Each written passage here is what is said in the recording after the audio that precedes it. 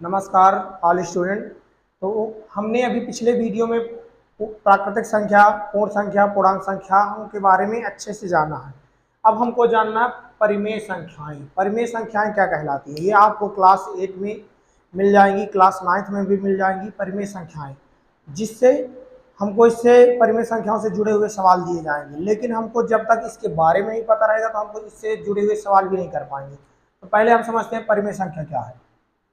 इसकी परिभाषा, परिमेय संख्या वह संख्या जिसको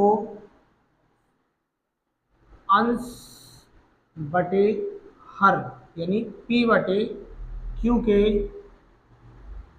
रूप में लिखा जाता है और q यानी हर बराबर कभी भी 0 नहीं हो सकता है।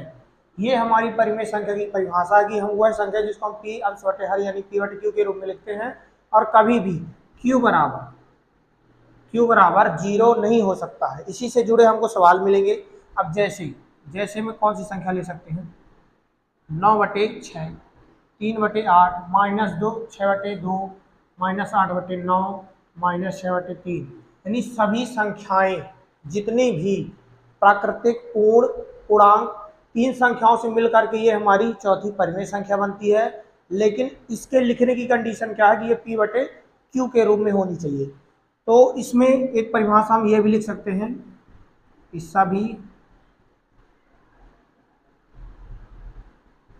सभी प्राकृतिक, पूर्ण, पूर्णांक संख्या से मिलकर बनने वाली संख्या परिमेय संख्या कहलाती है। ये भी लिख सकते हैं, लेकिन ये जरूर लिखना पड़ेगा उसको परिमेय संख्या को अंश बटे हर यानी p बटे q के रूप में लिखना अनिवार्य है। p बटे q के रूप में अगर हम नहीं लिखते हैं तो वो हमारी परिमेय संख्या नहीं कहलाएगी। अब इस संख्याओं में जैसे हमने -9, 9/6, 3/8, -6/2 कोई भी ले सकते हैं, लेकिन अगर 6/0 लिए तो ये हमारी संख्या नहीं कहलाएगी। 0 नीचे कभी भी नहीं आना चाहिए। अगर 6 बस है ऊपर तो इसके बटे में कुछ नहीं है तो 1, माइनस का 7 है तो इसके बटे में कुछ नहीं है तो 1, माइनस का 8 है इसके बटे में कुछ नहीं है तो 1।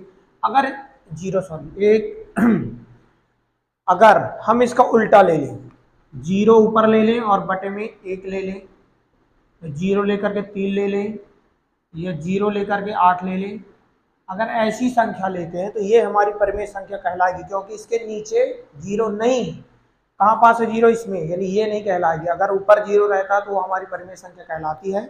तो परिमेय संख्या की परिभाषा सीधी और सरल सी है कि प्राकृतिक, पूर्ण, पूर्णांक सभी संख्याओं से मिलकर के बनने वाली परिमेय संख्या कहलाती है, जिसको हम p बटे q के रूप में लिखते हैं। लेकिन q बराबर यानी हर बराबर कभी भी 0 नहीं हो सकता है। तो हमने परिमेय संख्याओं के बारे में जाना कि परिमेय संख्याएं कैसे बनती हैं। अब इससे जुड़े हुए कई सवाल आते हैं, जोड़, घटाना, गुणा, भाग परिमेय संख्याओं के। तो ये हम सारी चीज़ें नेक्स्ट वीडियो में सीखेंगे जब हम सवाल सॉल्व करेंगे। अभी आज के लिए सिर्फ इतना है कि परिमेय संख्याएं क्या कहलाती हैं।